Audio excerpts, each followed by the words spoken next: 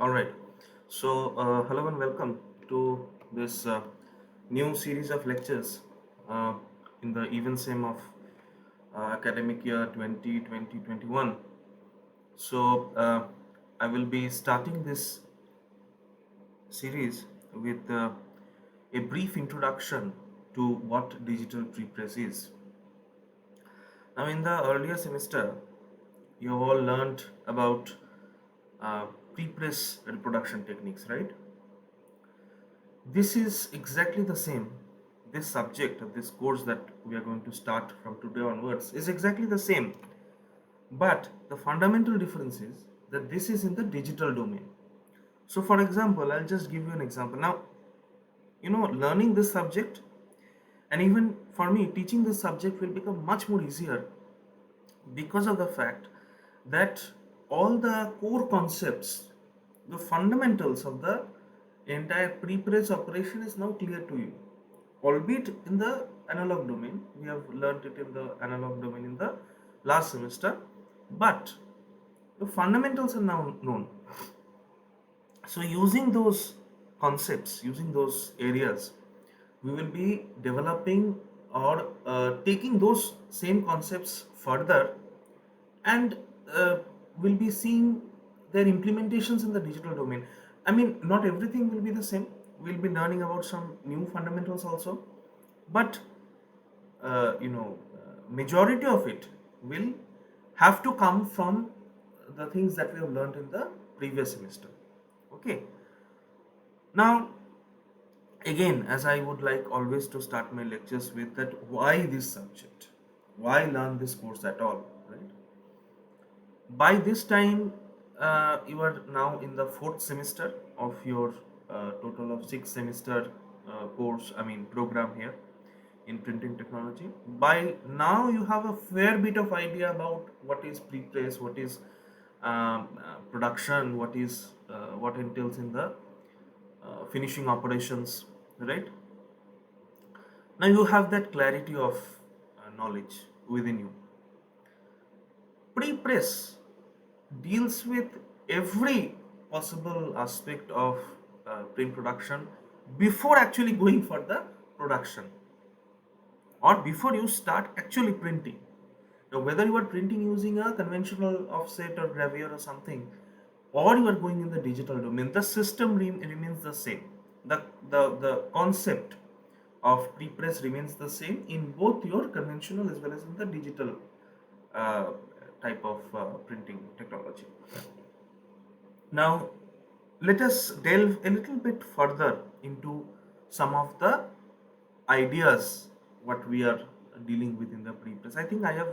I had shown you this image in the earlier semester also when we were just about to start our discussion on prepress repro technique. Now you see over here it's kind of a bird's eye view. Why do I say it's a bird's eye view? This is not a very detailed explanation, right? This is not a very detailed explanation. It only gives a very you know what should I say, macro view of the entire print production mechanism. Our work is to understand this part only, that is from this part till this part. Okay, this domain, this entire domain we will be talking about in this particular course. Also, some of the further as we move along into the workflow in the right direction, there are some other materials also which you will need for understanding or which you will need for to print with in the production part. That is something known as paper, ink, fountain solutions, and all these things we have already covered in the previous semester. So in this semester, we'll be dealing with paper and ink, but not in this course, in the other course, that is material science 2. But coming back to our topic, that is prepress. Now you see, as I already told you before, the system remains the same, the fundamentals remains the same, but their implementation in the digital domain will change, and we'll see how it changes. We'll be introducing some new terminologies also. So hopefully this will be an interesting course to understand. Okay, so now as you can see over here, that if you want to define or if you want to kind of get into a microscopic view of this entire workflow that you see in front of you, what is that? So this is kind of a microscopic view or a deeper view into the entire prepress operation, right? You've seen this also. Now here you see that if you kind of distribute, or if you divide this entire workflow into three components, we can do that. But the entire thing, the entire operation, at least I would say from this part, as has been mentioned, till this part, till getting the output. Now here output, as obviously you would know by now, in this context the word output means getting an output into a film or a plate or a cylinder, right?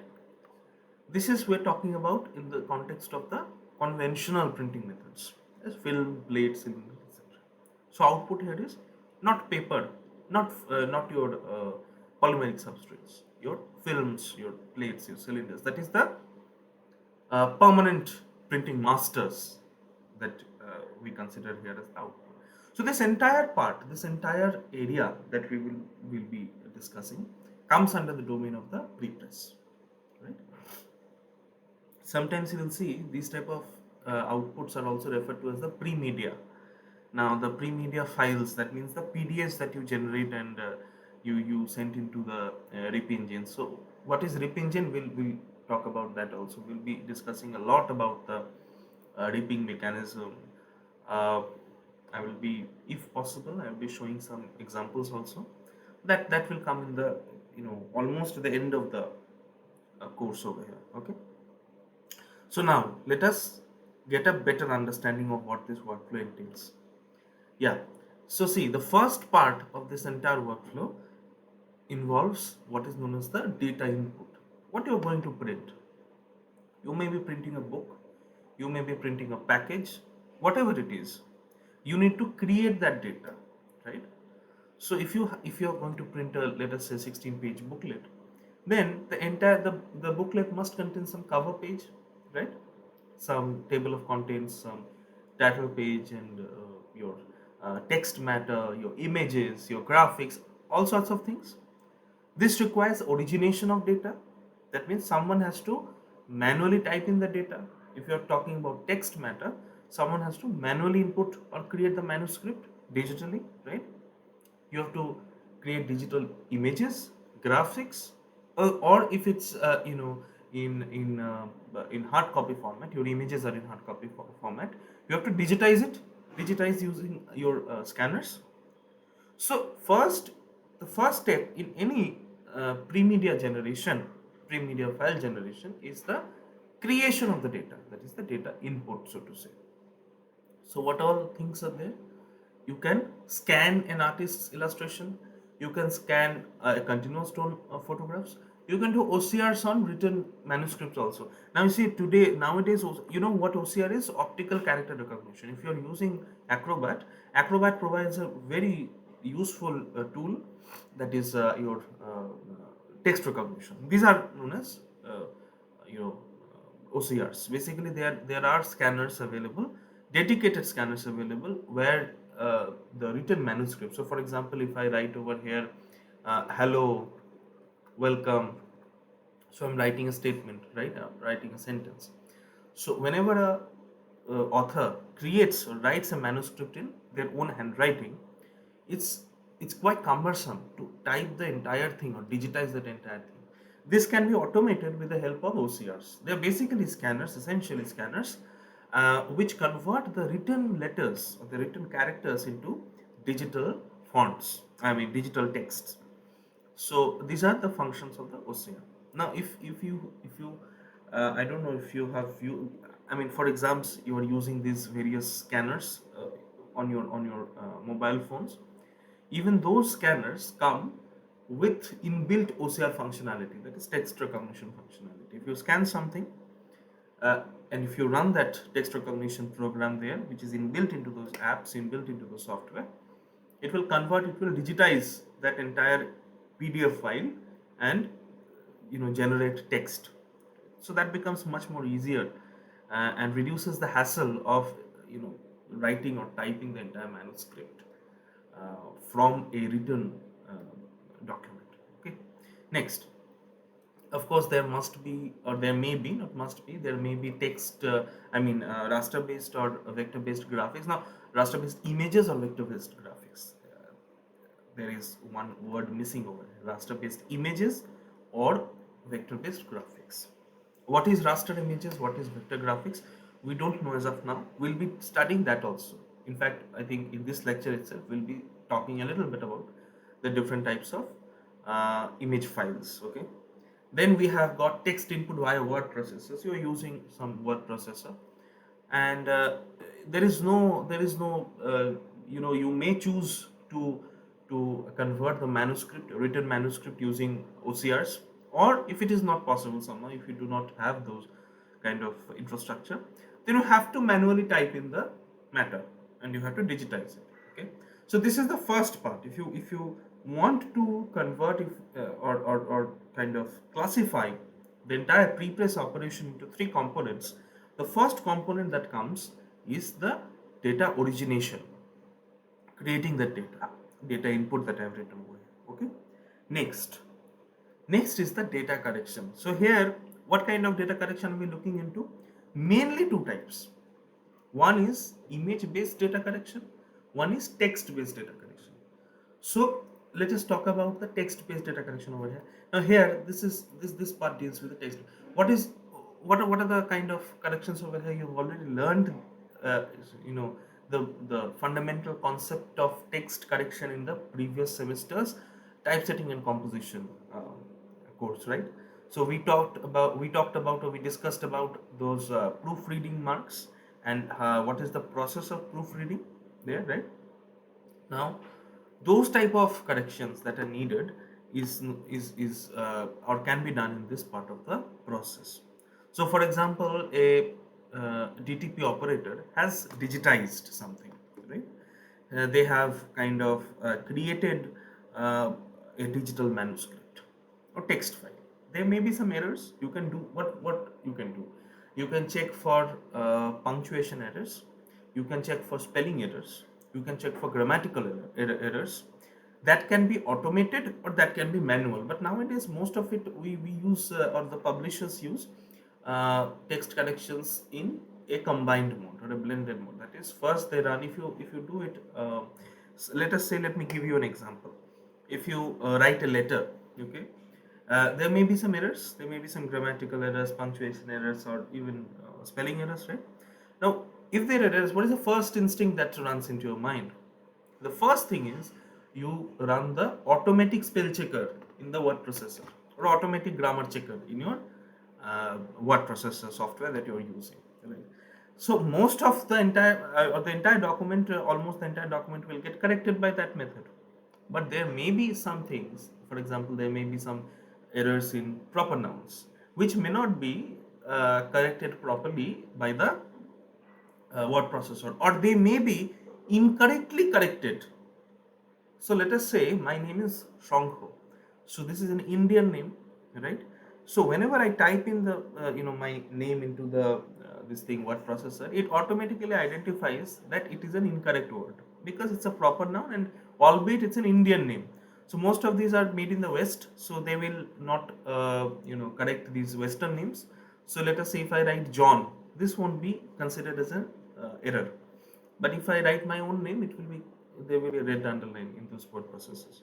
So they may be auto corrected into something else, right? By mistake. We don't want those to happen. So whenever we are running these automatic spell checkers, automatic grammar correction algorithms, which are built into this word processors, there is a chance that there might be certain areas which may be corrected unintentionally. That is not wanted. So that is why manual intervention is needed. You need to manually correct those areas, right? So this is about your text correction. Now, what about your image corrections? Yeah, we'll be studying and we'll be seeing also some demonstration and some work where we are using those methods of correcting images. What kind of corrections we made? We used image correction technologies or we learned image correction technologies in the previous semester also when we were talking about prepress repro. We talked about dot etching, we talked about retouching, we talked about image reversal, we talked about image enhancement, right? Or edge enhancement. We used certain masks. So see, the concept is same. Here also we'll be using masks, but these masks are digital masks. These are your matrices, which will be we have to do some mathematical operation on the image. Image is nothing but a, I mean, digital image for that matter is nothing but a matrix. If you're working with a RGB image, uh, we we uh, we have a basic idea about what RGB and CMYK images are, but here in this class will be in this course we'll be talking a little bit deeper into that. So we have, let us say if we have a RGB image. So RGB image is nothing but a three-dimensional matrix. Okay, matrix. So for example, if your image size is 100 by 200, then it's nothing but three matrices of dimensions, each of dimension 100 by 200, right? So digital images are all matrices, and whenever we are doing some many of you have used social media, these apps, and if you have taken some photographs, there is an option of enhancing those images by the use of filters. What are these filters? These filters are nothing but inbuilt matrices. You do so whenever you apply this filter, essentially in the background what is happening is the original image matrix is getting corrected using the filter matrix. Okay, if we get the time we will see how some of these operations work, but that is a later thing. That's an optional thing. Will not That is not really the topic of this class or this course. It is mainly dealt in the course of image processing. So uh, so as I was saying that for photographs, for images, digital images, we need to do a lot of corrections, and they may be automated for some pre-media houses, or they may be manual. This correction part is perhaps one of the most important operations that we deal with in digital pre-press course, right? Because you see, and simultaneously when we are learning this course of digital pre-press, we will also learn the the basic ideas of colorimetry, color spaces, color models, and color basics of color management in our material science 2 course. So once we develop that idea of color management and color correction, then understanding this kind of interventions which needs to be done in order to rectify those images so that it may be printed properly can be understood better. You have some idea about this when we talked about color correction in the previous pre-press repro class. So we'll be taking those concepts ahead, right? We'll be printing with the same inks. We'll be printing with cyan ink, magenta ink, yellow ink, and black ink. And we know that they're inherently deficient in their hues, right? But having said that, we corrected those in the analog domain using photographic masks. We'll be correcting those errors here also in the digital domain. So we'll be seeing some examples in Photoshop and where we use certain masks and certain other types of corrections using some color management tools, basic color management tools, etc. So those type of corrections will be same, and we'll be checking for those errors in a process, in a step which is kind of the last step in before generation of the output. Again, output here means film or plate or cylinder, etc. These type of corrective or checking, evaluation of the pre-media file before sending it into the CTP or the image setter or the cylinder maker is known as pre-flighting. So in the pre-flighting process, we'll be talking a little bit about what are the kind of uh, things, or what are the parameters that a pre-media file should possess. We'll be checking for those, and if those parameters are not there, we'll be taking it back, making the corrections, and again run the this pre-flighting process. All right. So and then finally we'll have the output generation. In the output generation also, main idea about output generation over here in the next slide I think is how to generate PDFs. That is the main idea. Okay, and once the PDF is generated, how to create plates out of it, or how to rip it. What is the ripping mechanism? Rip is short form for raster image processors or raster image processing method. That is why I'm, you know, saying it like that. It's ripping. Okay, so we'll be talking a little bit about that process also. But before that, we need to complete the entire, we need to have a very good idea on color management before we can talk about ripping. That is essential. Okay, so these are mainly the three types of processes that are involved in the prepress domain.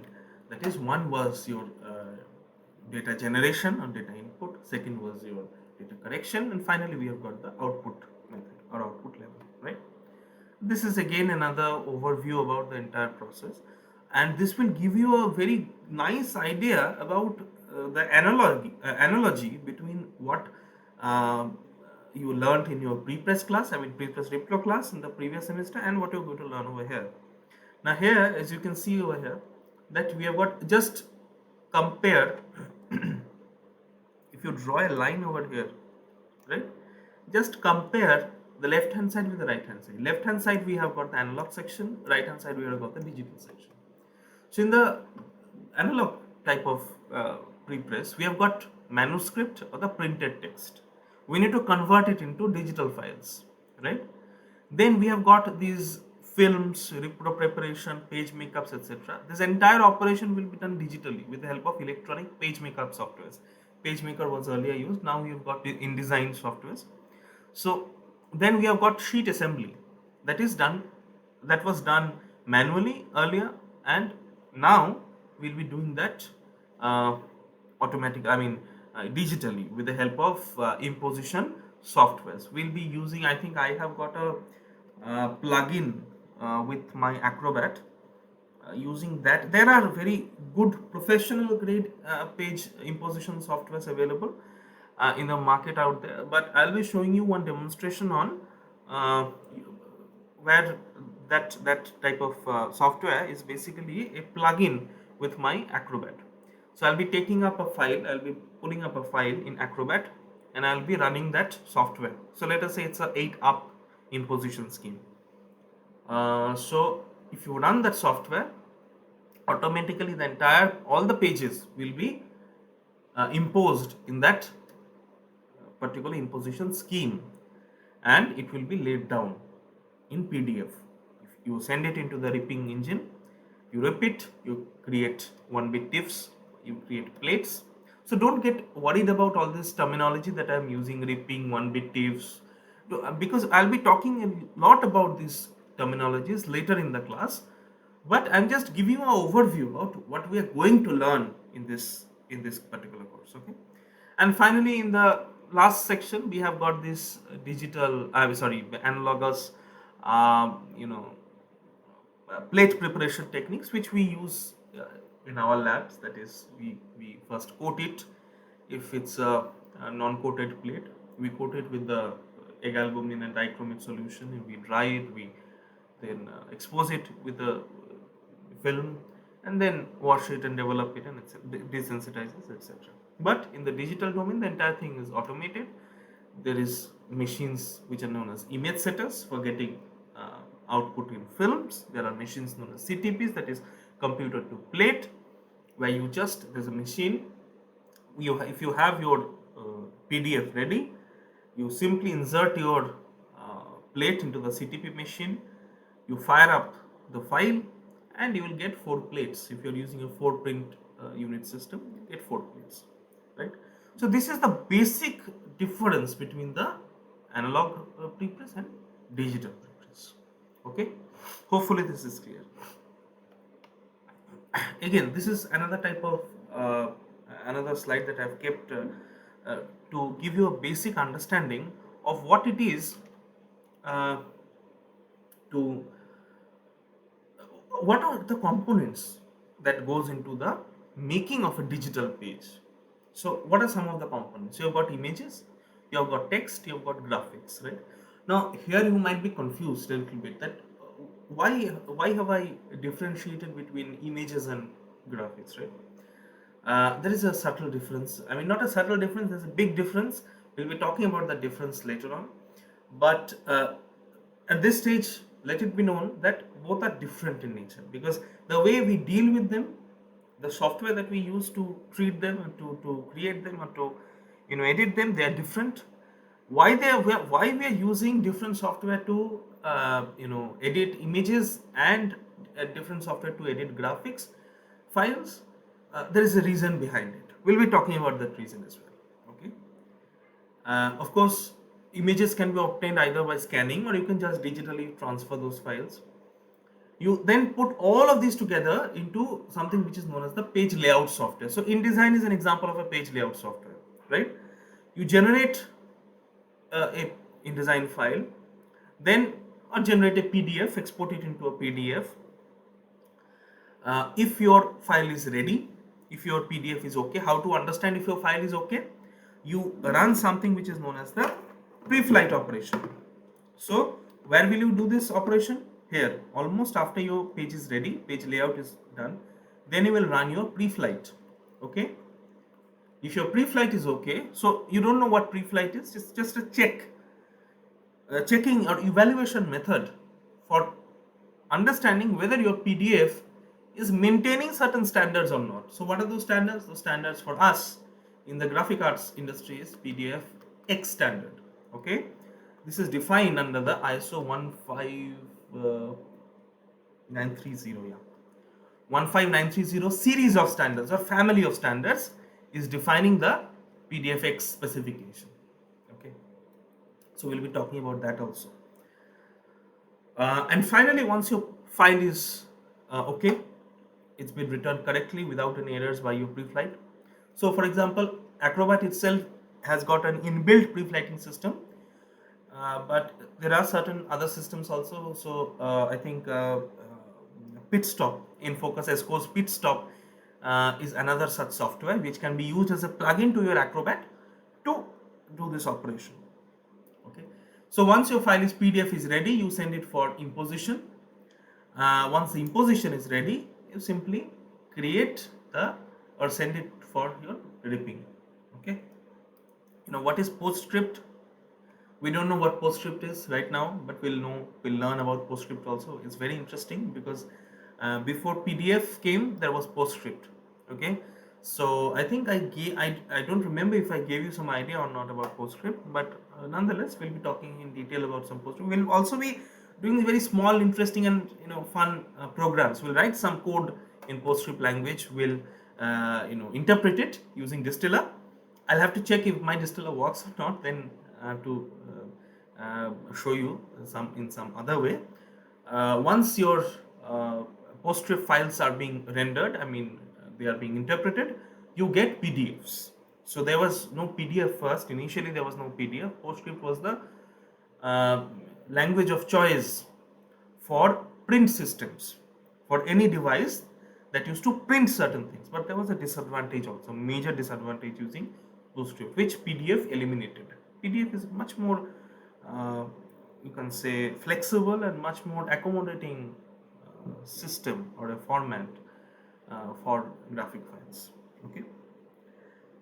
So next, let us see what we have. This is again some in the previous slide, as you can see, that we talked about certain what are the components. Here we'll be talking about what are the file formats of those components. So what are the file formats? As you can see, a text file. Where can you create this file? You can create it in a PC or on a Mac, right?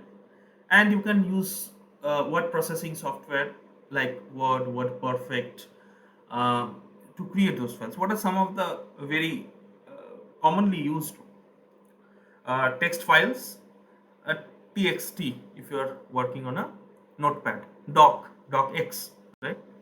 So what are the data types of data that you are kind of embedding, or not embedding, but storing inside of that file? Fonts.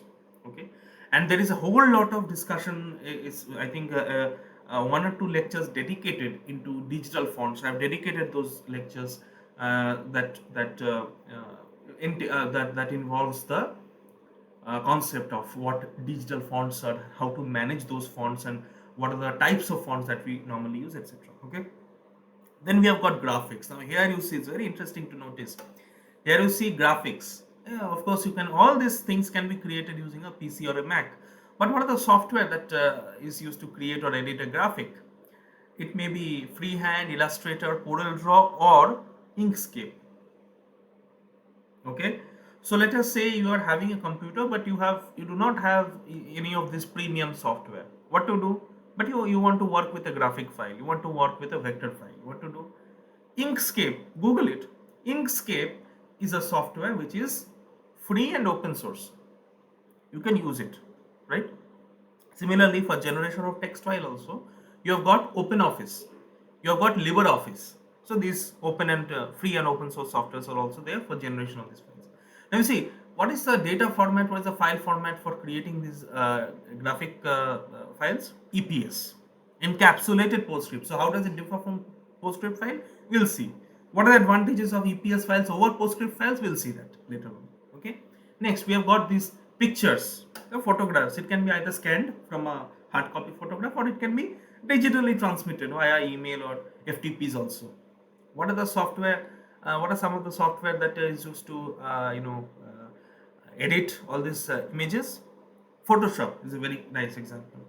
GIMP, GIMP is a free and open source raster editing software, raster image editing software. You can use it. If you do not, if you don't have Photoshop, you can obviously use GIMP, but there are certain restrictions there. I will show you some demonstration using GIMP as well as Photoshop simultaneously.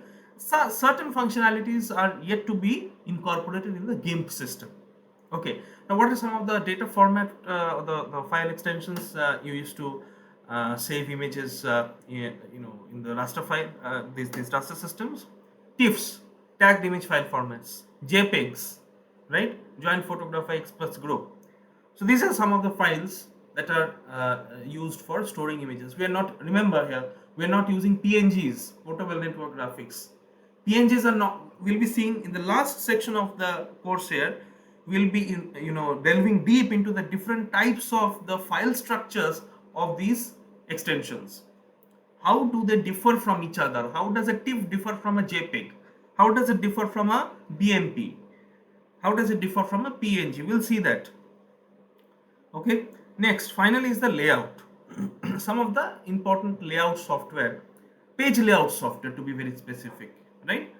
Quark Express, PageMaker, InDesign. So InDesign, what is the file extension? INDD, right? So this is the layout, page layout software, right? Next, so before going into this, let us just recap, because this is another very core concept.